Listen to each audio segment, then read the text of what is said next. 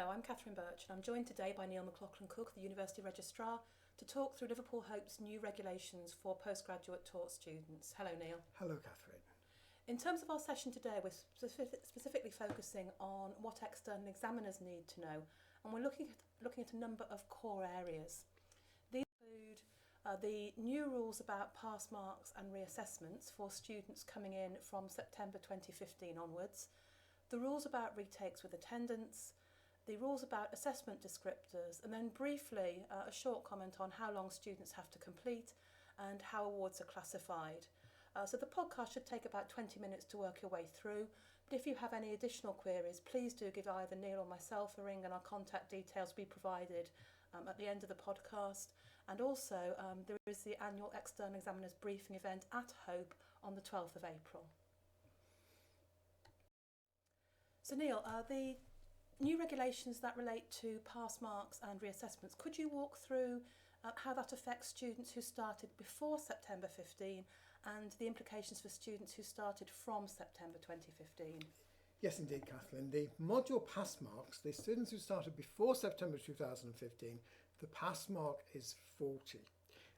For those modules that are taken before September, we had unlimited compensation of fails within a module, but for modules they're taking this academic year, there will be no compensation of marks below 35. So you may find that a student has an aggregate mark of over 40 for a module, but is not shown as having passed because there's 1 mark below 35.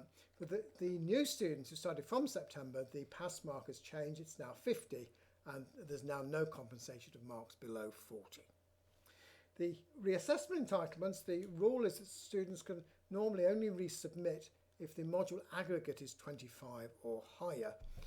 But if a student had failed a module due to academic misconduct, then we would normally not allow a resubmission, even if the module aggregate was at least 25.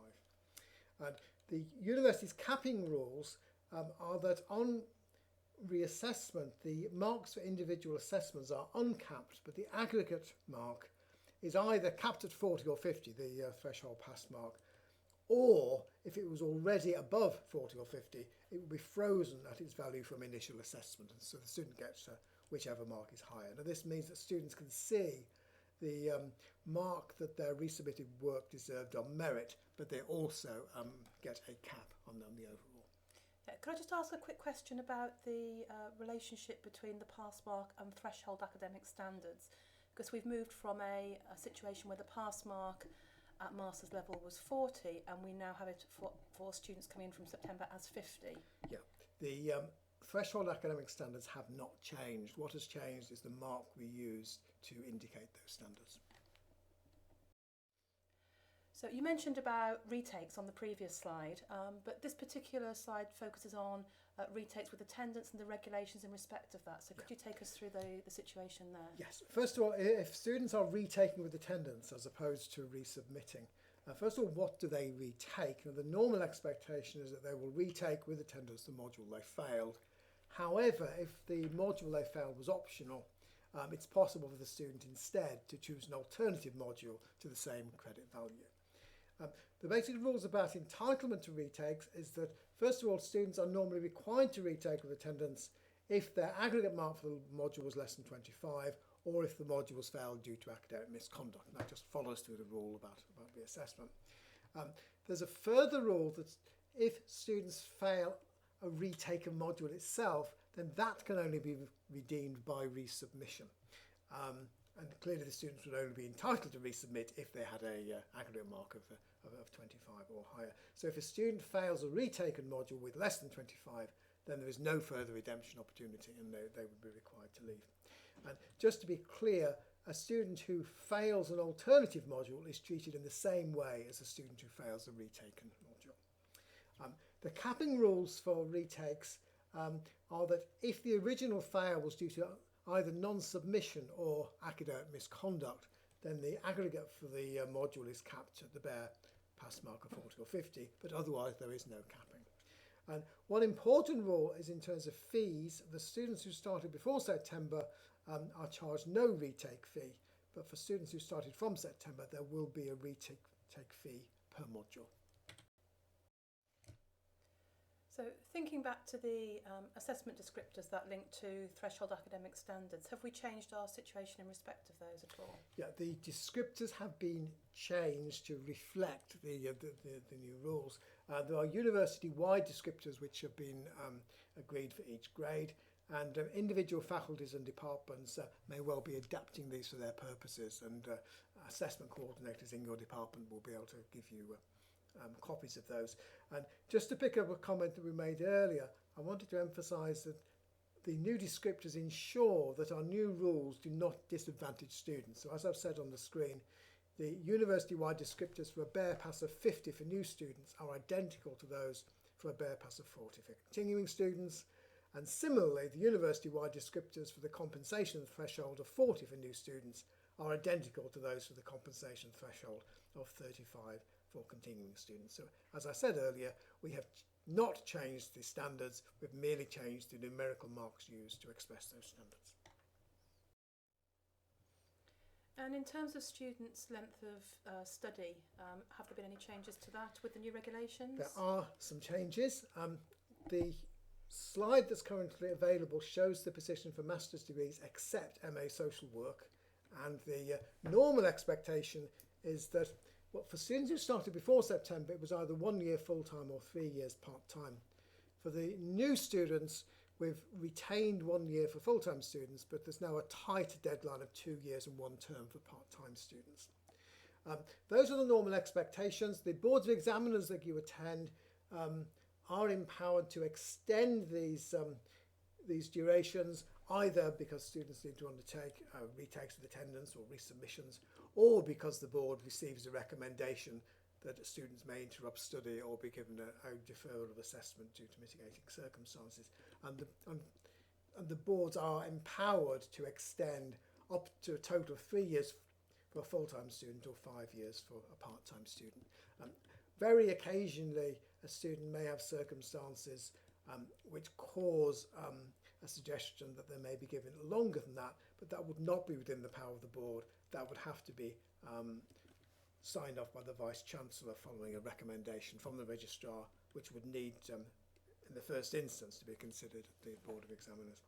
The other important point, which is different, is that those students who start from September will pay an extension fee for any end date extension that was not due to valid mitigating circumstances. So if they've been ill, we will not charge more money, but if they need more time simply because they are not proceeding very quickly, then there would be an extension fee.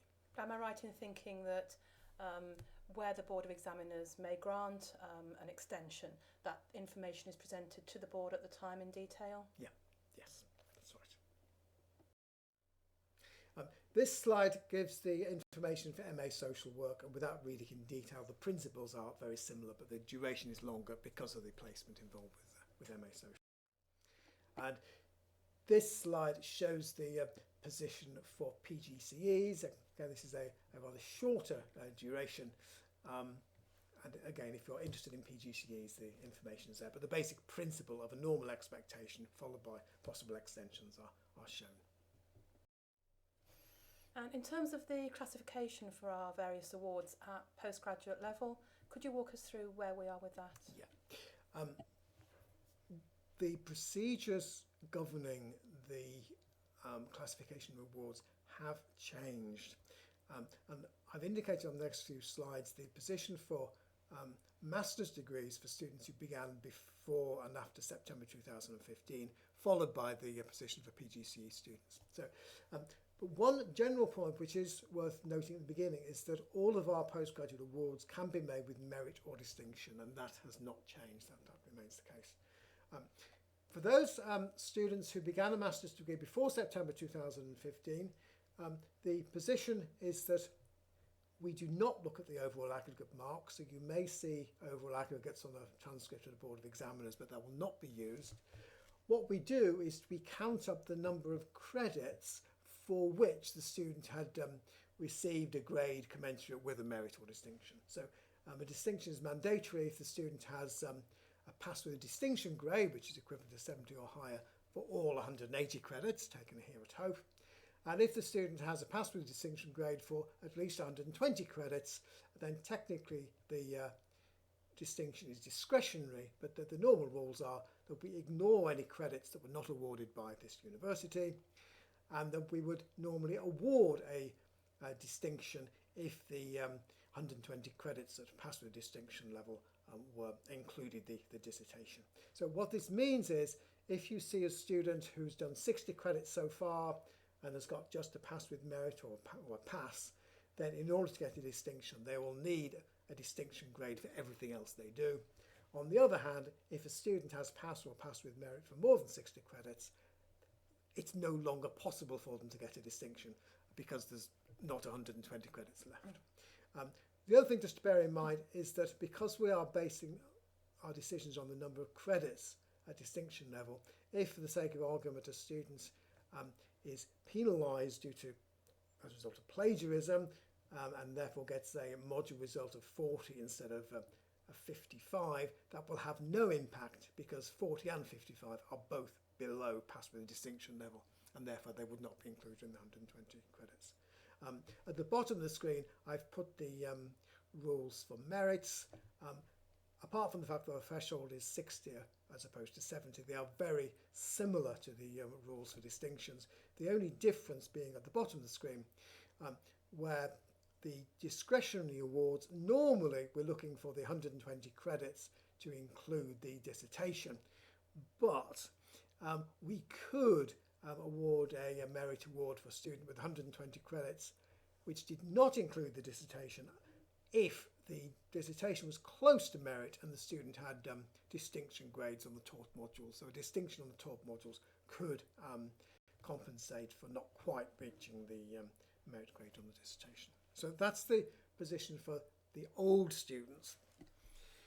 Position for new students is rather different. So first of all, we have a rule that merits and distinctions are only considered if students are given 120 credits from HOPE. So if a student was given more than 60 credits APEL, then they would not be eligible for merit or distinction award. I'll explain the distinction rules in detail because the merit rules are basically along the same lines.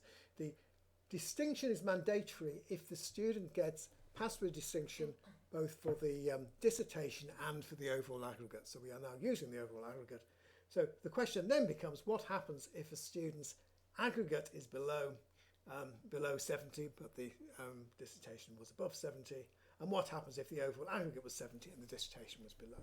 So if the overall aggregate is the problem, then we could give a distinction if the aggregate was at least 67.5 and the student got distinction marks for half of their marks, including the dissertation.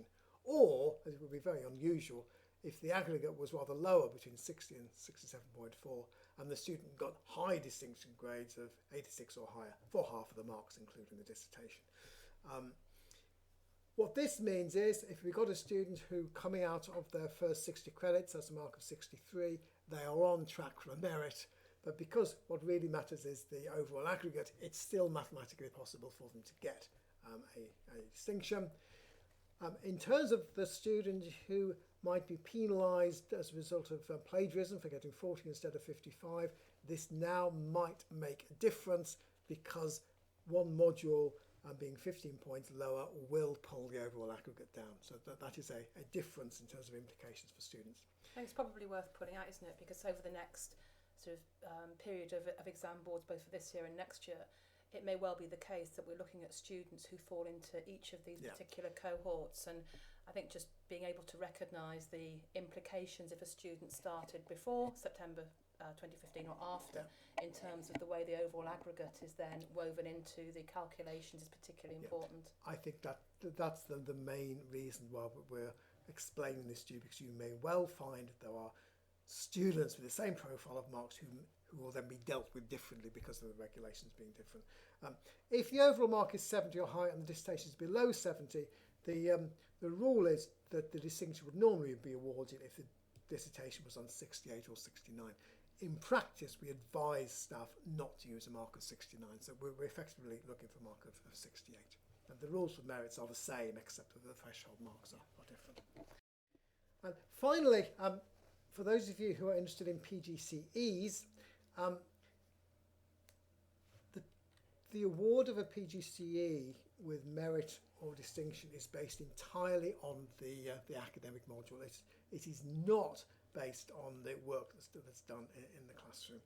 And I've put the detailed rules on the slide, which you can read. I think that the main point to take on board for PGCE is that we are making the academic award purely on the basis of the academic module.